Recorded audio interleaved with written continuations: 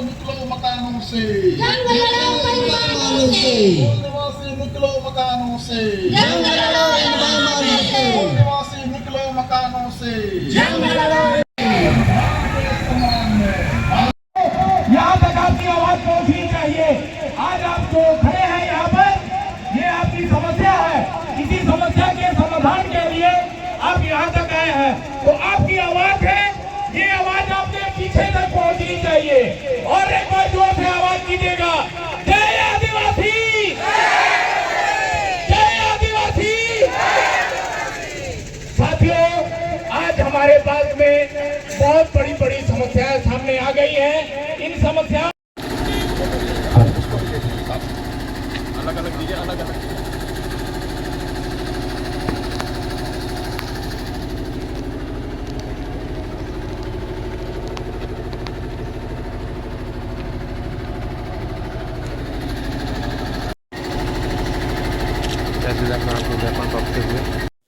नमस्कार, मैं प्रकाश गुप्ता, छत्तीसगढ़ न्यूज इरादा सच से आगे और मेरे YouTube चैनल में आपका स्वागत करता हूं। आप देख पा रहे होंगे कि इस वक्त जो है मैं छत्तीसगढ़ के सरगुजा जिले के अंबिकापुर शहर के कला केंद्र मैदान में मौजूद हूं, जहां पे आप देख पा रहे होंगे कि यहां पे जो है राष्ट्रव्यापी जन आक्रोश महारैली निकाला गया है। यहाँ पे आप देख पा रहे होंगे, एक बार दिखाइए नज़ारा यहाँ पे कला केंद्र मैदान का कि किस तरह से यहाँ पे जो है यहाँ पे भीड़ इकट्ठी हुई है। आइए यहाँ पे जो वरिष्ठ जन है उनसे जानेंगे कि क्या इनका मांग है। जी, पहले तो आपका हमारे छत्तीसगढ़ न्यूज इरादा सच से आगे में स्वागत है। धन्यवाद। तो पहले तो मैं आपका शुभ नाम जानना चाहूँगा। मैं अरविंद कच्छप जी, और फिलहाल मैं राष्ट्रीय क्रिश्चियन मोर्चा का राष्ट्रीय अध्यक्ष हूँ। तो जैसा कि आप लोगों ने रैली के माध्यम से यहाँ पहुँचे हैं और ज्ञापन दिए, क्या मुद्दा है पूरा विस्तार से बताएंगे। सबसे पहला मुद्दा है ईवीएम का।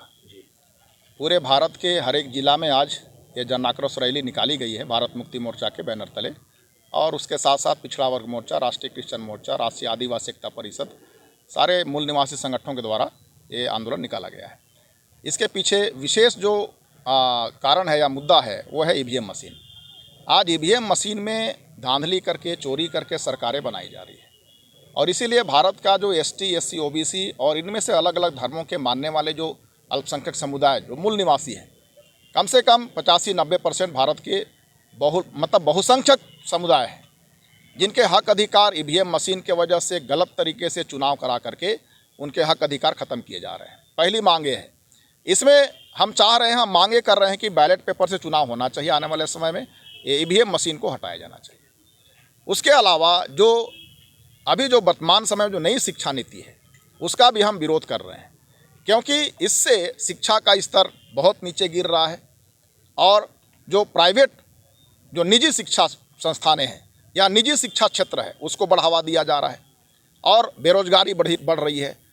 तो उसके आगे मांग है पिछड़ा वर्ग मोर्चा का। पिछड़ा वर्ग जो समुदाय है, ओबीसी पिछड़ा वर्ग, वो सन 1931 में अंग्रेज़ों के समय गिनती हुआ था, उनका जनगणना हुआ था। उसके बाद से आज तक गिनती नहीं हुआ। तो ये कैसी आज़ादी है भारत में? पिछड़े वर्ग का जो आरक्षण है या पिछड़े वर्ग का जो हिस्से का जो उनका जो हिस्सा है उसको कौन खा रहा है?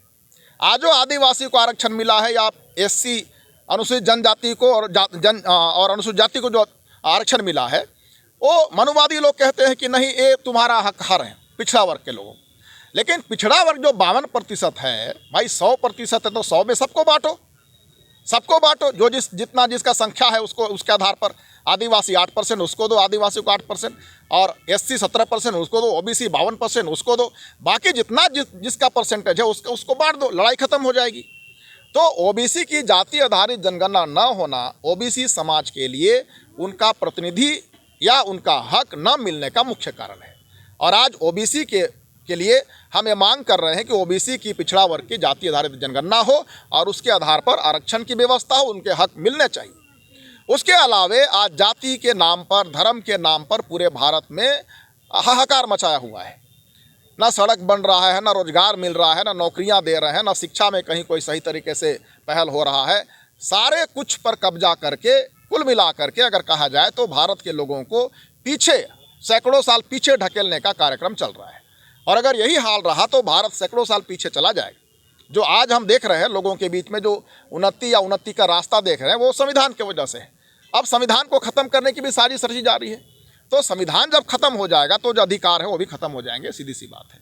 तो इसीलिए हमारी ये मांग पूरी होनी चाहिए। आने वाले दिनों में पूरे भारत में इस मांग को और तेज गति से बढ़ाया जाएगा, जोर शोर से बढ़ाया जाएगा। ईवीएम मशीन हटाया जाएगा, पिछड़े वर्ग का गिनती कराया जाएगा, आदिवासियों के, अनुसूचित जाति जनजाति के सबके हक अधिकार सुरक्षित किए जाएंगे, शिक्षा नीति में सुधार लाया जाएगा, रोजगार में, व्यवसाय में सुधार लाया जाएगा और भारत के लोगों को उनके संख्या के अनुपात में उनको हक दिलाने का कार्य कराया जाएगा। इसलिए आंदोलन किया जा रहा है। और जो अभी तहसीलदार साहब आए थे, ज्ञापन आप जो किसके नाम का दिए हैं बताएंगे? ये हम लोग कलेक्टर के माध्यम से राष्ट्रपति महोदया को ये ज्ञापन दिया गया है।